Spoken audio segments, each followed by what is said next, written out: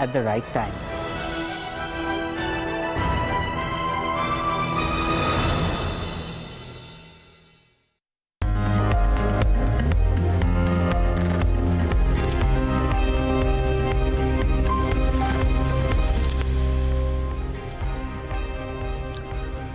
Well, it's been a healthy fourth quarter for Sobha Limited. The South-based builder posted its highest ever quarterly sales at a higher ticket price. But will the trend hold? Will the inventory flooding into the market?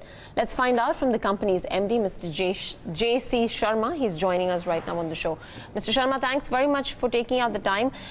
We've had record high sales that you've clocked in, about 710 odd crores. That's been up 8% year on year. You've got a good operating cash flow. That's the highest ever in your history. You've got 4.2 million square feet expected to be launched in FY20. All of this, is it sustainable? Good morning. Yes, all of the parameters what just now you have spoken, they are definitely sustainable. You need to understand that in India today, two parallel things are happening.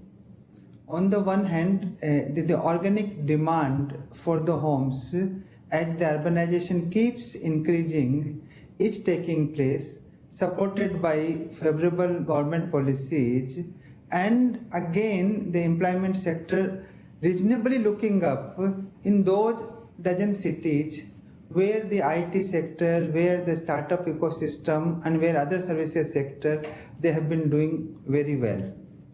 We are primarily operating in these growth centers or growth cities of India. And we know that as parallelly on the other side, the liquidity crisis, non-availability of funds from the banking system or from the NBFC or through the IPO market is hurting the developers fraternity, and the new supply is getting squeezed. Companies like that of ours is getting better opportunity to launch newer products in existing cities as well as in the new cities, and ensure that in this kind of an environment with a strong balance sheet to keep doing better. At the same time, the base levels what we are looking at right now of the Indian real estate is quite a low base. So keeping that thing into mind and keeping that the sector has been going through with huge transition due to the structural changes both internally as well as externally, we believe that once the sector starts gaining some kind of attraction and the tailwind, the demand side scenario will start looking up better. The pricing side scenario also should start looking better, and that is where the sustainability part, we strongly believe we have a role to play. Okay, let's talk about the overall volume growth, particularly from cities like Bengaluru, Chennai and Gurgaon. I think there's been an uptick in volumes of 24% on a quarter-on-quarter basis. Are there more launches lined up within these cities that could aid volume growth in the upcoming few quarters? It's a good point. See, as far as the Bangalore is concerned, it is our home city.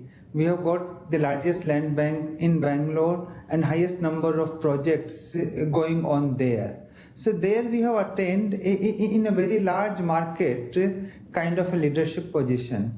And with the new launches and with the existing projects, our belief is this market leadership will get further consolidated as we move forward.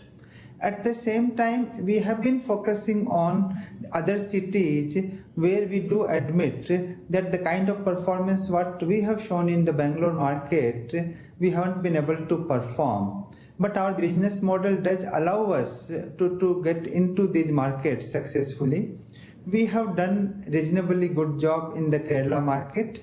We have started improving our market share in the Gurgaon market as well as in the Chennai market.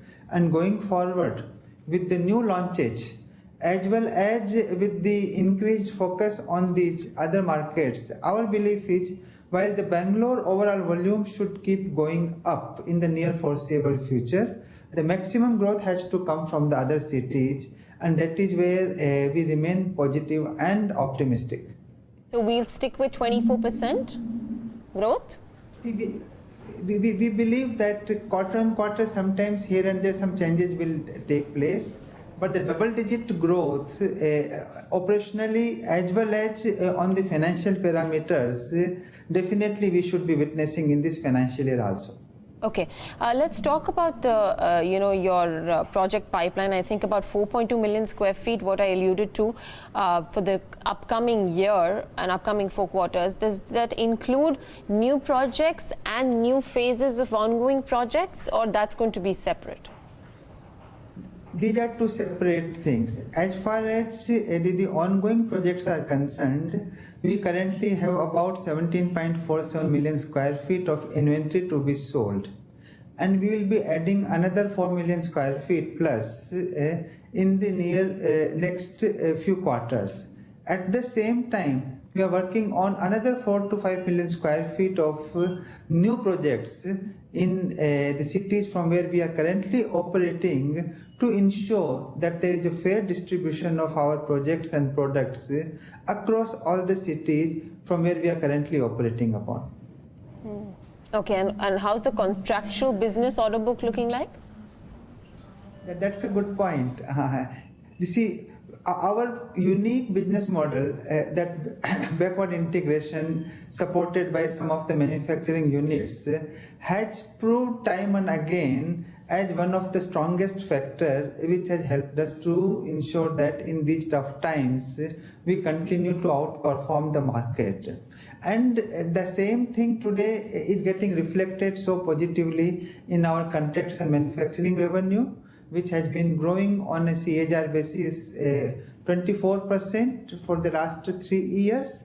Looking at the order book of more than 2,500 crore as on 31st of March 2019, our belief remains that this year also the contracting business should be showing significant improvement over the last financial year, and this is a free cash flow superior IRR kind of a business, which is helping our real estate business as well, both from the quality and the timely delivery perspective on the one hand, and at the same time allowing us to leverage on generating some extra revenue also for the organization.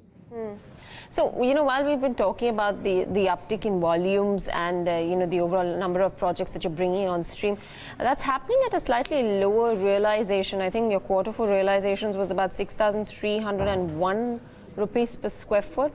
That's down 5% quarter on quarter. Is there a likely improvement that you anticipate in realizations at least? No, it's not true. See, of what we are selling, say 100 rupees, almost 80 rupees belongs to us and 20 rupees belongs to the landlords with whom we have got joint development or joint venture sort of a thing. So when we look at the realization per square feet throughout across India, it is coming to almost 8,000 rupees, where we do not have any presence in a high margin, higher realization kind of a city like Mumbai. So rather you will be surprised that in the last quarter the maximum sales have taken place within the range of 1 to 2 crore rupees bracket.